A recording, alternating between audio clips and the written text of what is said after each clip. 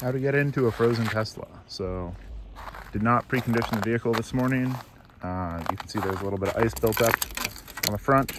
But I can guarantee you this seal is frozen to the window and does not want to let the door open normally. Also, pushing on the handle does not necessarily open them.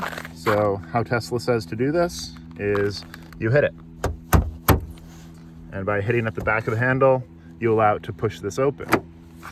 I can go ahead and show it on this door. We want to be slow and careful opening the door because the window is likely not going to roll down at all. I'll try to show it from this perspective here. Press the handle. The window makes a crunching sound and doesn't really roll down. So carefully and slowly pull the window out from under that metal rim, the trim piece there. And ideally, for closing the door when it's frozen like this and hasn't rolled down, you will carefully and slowly close the door. You can see here it hasn't rolled down at all from that gasket. Push this first part under the trim and then work your way up and around the door until the top is in, and then you can give this a nice lock push. Now, from inside the vehicle, what this looks like is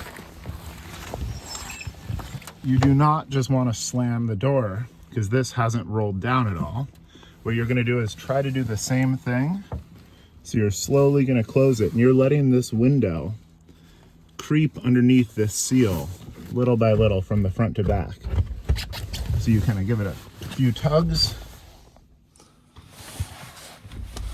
Once you think you've got it all the way in, the door will still be open, a gap back here. And so now you give it a few firm pulls from the inside